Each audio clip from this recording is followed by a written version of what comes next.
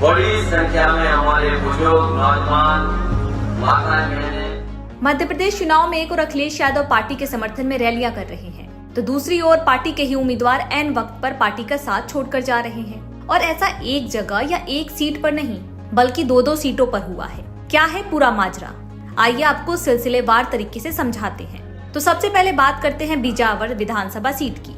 इस सीट पर समाजवादी पार्टी ने अपने पुराने उम्मीदवार का टिकट काटकर बीजेपी की बागी रेखा यादव को टिकट दिया, लेकिन रेखा यादव ऐन वक्त पर नामांकन वापस करने के आखिरी दिन अपना नाम वापस ले ली। दरअसल रेखा यादव बिजावर विधानसभा सीट से बीजेपी की तरफ से टिकट मांग रही थी, लेकिन बीजेपी ने सपा से चुनाव जीते राजेश शुक्ला को प्रत्याशी बनाया। ऐसे में रेखा यादव बीजेपी से इस्तीफा देकर समाजवादी पार्टी में शामिल हो गई। उन्होंने अखिलेश यादव से मुलाकात भी की थी।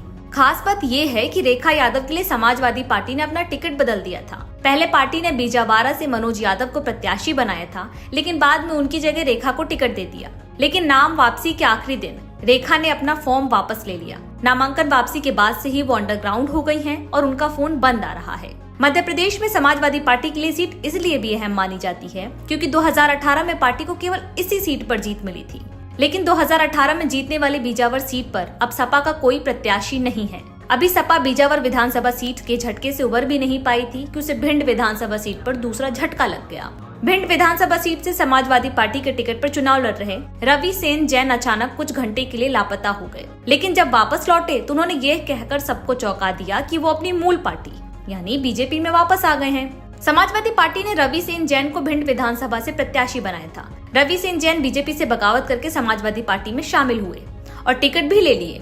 रवि सेन जैन ने बकायदा पार्टी का कार्यालय खोला, चुनाव प्रचार शुरू किया। रवि जैन के समाजवादी पार्टी में जाने की वजह से बीजेपी को जैन समाज और यादव समाज की वोट का नुकसान होता दिखाई दिया, इसलिए जैन पर नामांकन वापस लेने का दबाव बनाया गया। ऐसे सियासी तौर पर आरोप लगाए जा रहे हैं, लेकिन उन्होंने अपना नामांकन वापस नहीं लिया। हालांकि उस वक्त हंगामा मच गया जब रवि सेन जैन गुरुवार को दोपहर के बाद अचानक लापता हो गए। फिर जब वापस आए तो उन्होंने इस बात का ऐलान कर दिया कि वो अपनी मूल पार्टी बीजेपी में वापस आ गए हैं। जिस तरीके से दो मजबूत सीटों पर ऐन वक्त पर समाजवादी पार्टी के उम्मीदवारों ने बीजेपी में घर वापसी कर ली है, उसके बाद चुनाव खत्म होने से पहले समाजवादी पार्टी के सामने ही हार का संकट दिखने लगा है।